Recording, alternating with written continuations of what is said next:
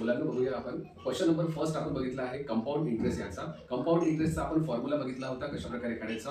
आपण बघितला आहे अमाउंटचा फॉर्म्युला काय असणार. चला माझ्यासोबत म्हणायचं तुम्हाला अमाउंटचा फॉर्म्युला.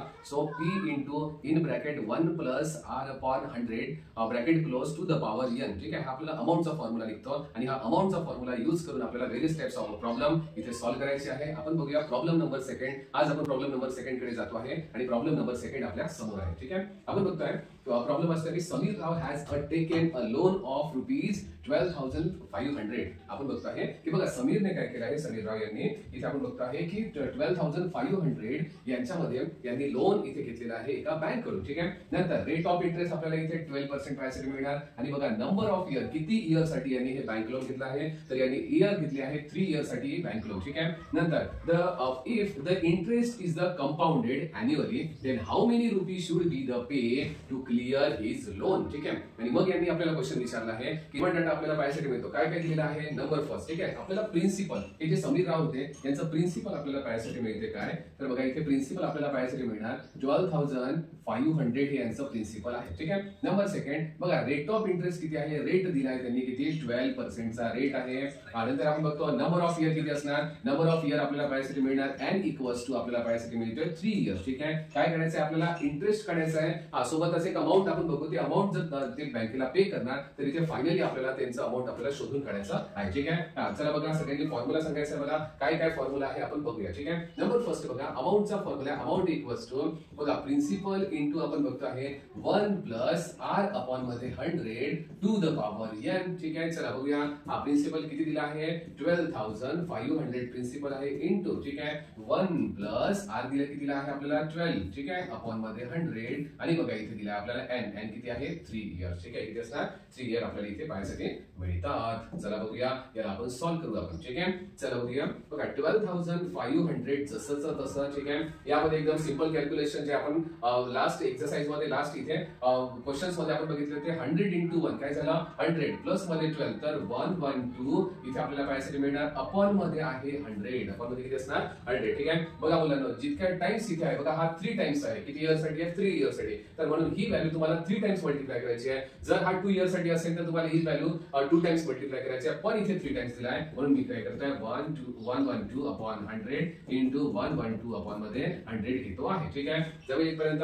नंतर आपण बघताय 1 0 याच्यासोबत कॅन्सल 1 0 याच्यासोबत कॅन्सल आणि आपल्याला इथे मिळालेलं आहे. ठीक आहे, नंतर आपण बघतो आहे बघा इथे 125 आहे तर 25 5 जा 25 4 जा जमेल इथपर्यंत. समजलं सर्वांना. ओके, नंतर आपण बघतो आहे की बघा 5 1 जा 5 20 जा जमेल इथपर्यंत.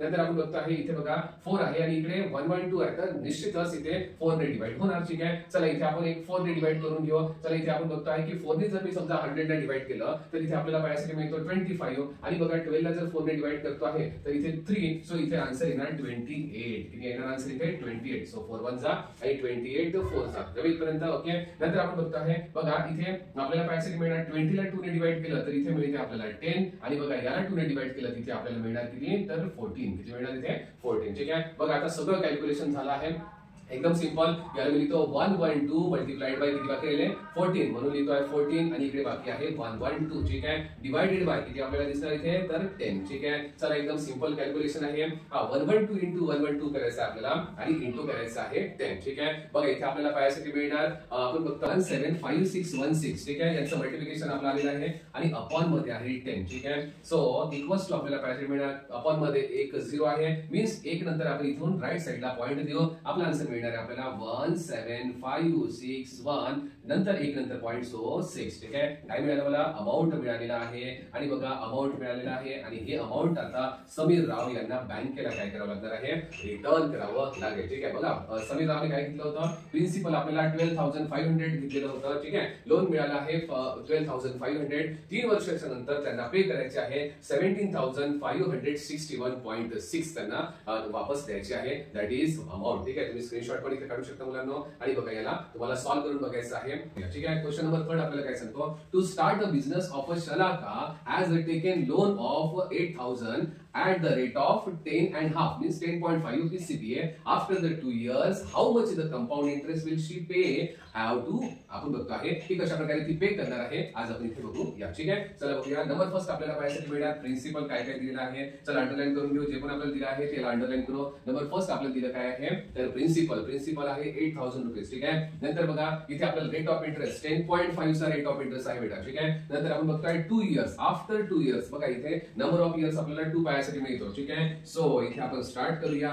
बघा given data principal equals to आहे आपल्याकडे 8,000 रुपीज. ठीक आहे. नंतर बघा इथे आपल्याला पाहायसाठी मिळणार काय, तर बघा rate of interest R equals to दिला आहे 10.5. ठीक आहे. बघा 10.5 आहे ना, तर तो आपण लिहू शकतो 10.5. ठीक आहे. नंतर इथे आपल्याला दिला आहे की ते 2 years. So N equals to आपल्याला पाहायसाठी मिळतो 2 आणि आपल्याला काढायचा आहे कंपाऊंड इंटरेस्ट काढायचा आहे आणि ते काढण्याच्या आधी आपल्याला अमाउंट पण काढावं लागेल. ठीक आहे. चला आपण सॉल्व्ह करूया. ठीक आहे. यामध्ये बघूया आपल्याकडे अमाउंटचा फॉर्म्युला काय आहे. चला सगळ्यांनी सांगायचा अमाउंटचा फॉर्म्युला आपण बघतोय P into in bracket 1 plus R upon 100 to the power काय असणार n. ठीक आहे. चला हा फॉर्म्युला आहे. प्रिन्सिपल सांगा मला किती असणार, 8,000 रुपीज आपल्यासाठी प्रिन्सिपल आहेत इंटू आपण बघतो आहे काय, तर बघा इथे 1 प्लस बघा R किती दिला आहे 10.5 अपॉन मध्ये 100 आणि बघा n दिले आपल्याला 2. ठीक आहे. एकदम सिंपल प्रॉब्लेम आहे. बघूया आपण 8,000 इंटू बघा आता इथे 100 इंटू 1 किती झाले 100. ठीक आहे. आणि प्लस 10.5. सो इथे आपण बघूया 110.5. ठीक आहे. अपॉन मध्ये 100. ठीक आहे. आता इथे आपण बघतोय की बघा इथे पॉवर मध्ये 2 टाइम्स असेल तर आपल्याला हीच व्हॅल्यू लिहायची आहे 2 टाइम्स इंटू लिहायचं काय, तर 2 इंटू आपण इथे लिहू शकतो 2. ठीक आहे. चला बघूया इथे आपल्याला पाहायसाठी मिळणार इंटू 110.5 अपॉन मध्ये 100. जमेल पर्यंत समजलं सर्वांना, एकदम इझी प्रॉब्लेम आहे. ठीक आहे. बघूया इथे पॉइंट इथे एक आपण बघू शकतो, इथे पॉइंटला आपण इथे कॅन्सल करू शकतो. दुसऱ्या पॉइंटला इथे कॅन्सल करणार. ठीक आहे. नंतर बघा इथे तिसऱ्या पॉइंटला पण मी इथे कॅन्सल करू शकतो. आता बघा पॉइंट इथे दिलेले आहे. पॉइंटला आपण एक काम करूया, रिमूव्ह करूया. बघा इथे पॉइंट आहे, पॉइंटच्या नंतर एकच नंबर आहे बेटा. ठीक आहे. तर या पॉइंटला जेव्हा मी रिमूव्ह करतो तर पॉइंटच्या नंतर एक नंबर आहे म्हणून मी देणार आता 1 0. ठीक आहे. नंतर बघतो आहे पॉइंटच्या नंतर एकच नंबर आहे, पॉइंटला रिमूव्ह करतो, पॉइंटच्या नंतर मी 1 अपॉन मध्ये 1 0 देऊन देतो आहे. चला बघू आता काय काय बाकी राहिलं माझ्याकडे. बघा इथे 1 0 ऑलरेडी होता म्हणजे 10 होते आणि 0 म्हणजे आपल्याकडे झाली इथे 100. ठीक आहे. आणि बघा इकडे 1 आणि हा 1 0 म्हणजे इथे आहे 10. ठीक आहे. तर आपण करू शकतो इथे किती बाकी आहे 10. ठीक आहे. म्हणून आता आपल्याकडे आता इथे आन्सर आपल्याला पाहायसाठी मिळणार काय, मल्टिप्लिकेशन करूया आणि आपलं फायनल आन्सर काढूया. 8 इथे फक्त 8 बाकी आहे इंटू काय काय होते इथे 1105 इंटू 1105 बघा अपॉन मध्ये 10 इंटू 100. तर काय डायरेक्ट मी 1000 लिहू शकतो का, हो मी डायरेक्ट 1000 लिहू शकतो. चला याचं मल्टिप्लिकेशन करूया. 8 इंटू 1105 इंटू 1105 काय आन्सर येणार तुम्ही मला सांगू शकता.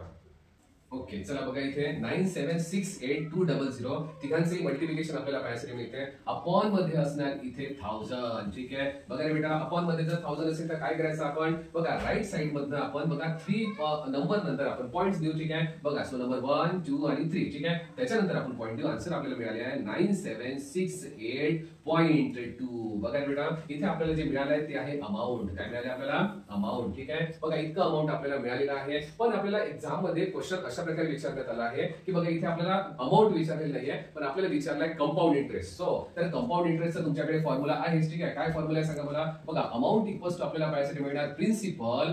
प्रिन्सिपल इथे आपण बघतो आहे प्लस मध्ये इंटरेस्ट. ठीक आहे. तर कोणते इंटरेस्ट आहे, कंपाऊंड इंटरेस्ट. पण आता आपण बघूया की अमाऊंट मायनस प्रिन्सिपल जर केलं तर मला काय मिळू शकतो, कंपाऊंड इंटरेस्ट मिळू शकतो. आता मला सांगा काय मिळालंय अमाऊंट 9768.2. ठीक आहे. अमाऊंट किती आहे 9768.2 हे आपल्याकडे अमाऊंट आहे. प्रिन्सिपल त्यांनी घेतलं होतं किती, बघा 8,000 रुपीज त्यांचं प्रिन्सिपल होतं आणि सिंपल इंटरेस्ट आपल्याला इथे मिळणार आहे. ठीक आहे. चला बघूया इथे सिंपल इंटरेस्ट काय असणार. बघा इथे आपण बघतो आहे की बघा यामध्ये हे जे एक्स्ट्रा अमाऊंट आहे ना, हे एक्स्ट्रा अमाऊंट सगळं सिंपल इंटरेस्ट आपल्याला पाहायसाठी मिळणार. बघा म्हणून 1768.2 हे आपल्याला पाहायसाठी मिळणार सिंपल इंटरेस्ट. चला बघूया.